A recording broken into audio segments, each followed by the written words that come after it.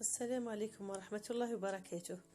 البنات، معكم بختوته. راح ندير لكم وصفات تاع السعال بطلب من الاخوات. سعال الديكي هذايا نديروا له محتاجو ثوم الاحمر 2 سنات ولا 3، ملعقتين ولا 3 زيت زيتون، ونحتاجو البيض ماذا بكم تاع العرب، يعني كيما نقولوا طبيعي خلاص، ماشي داك المشري كيما نقولوا الدجاج تاعو متربي في الكراج، وذاك ماذا بكم اللي متربي في الطبيعه تلقاو بيضاته ينفعوا خير ونفع ربي.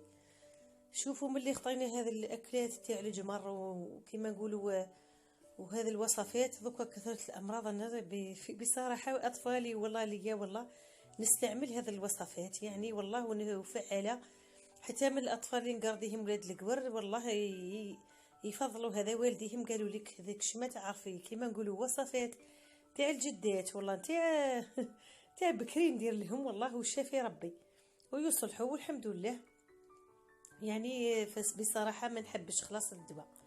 وكاين طريقه اخرى هي الثوم الاحمر واسمه الذكر، قدره رب العالمين، تلقاي راس مجمول وفيه سنه ولا زوج، ما فيهش بزاف كيما فين حنا نلقاو 7 ولا 8، بصح في هذا فيه حبه ولا زوج. هذا هو الثوم الذكر، احمر يكون.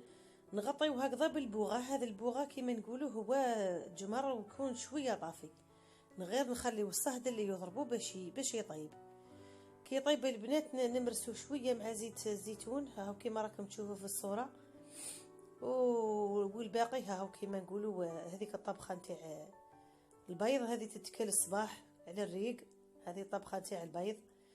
والثوم هذاك العبد ياكلو اذا ينجم الانسان ياكلو قبل ما يرقد، كيما نقولوا حنا يدير جنت يعني يسخسخ الزدر. وان شاء الله البنات اذا بغيتوا وصفات اخرين وعجبوكم هذوما، ما عليكم الا تقربوا لي الجرس وتقولوا لي بختوته رانا بغينا المزيد، وان شاء الله ننفعكم وننفع ربي سبحانه، وخليكم على خير تصبحون على واقع اجمل مع بختوته الوفيه.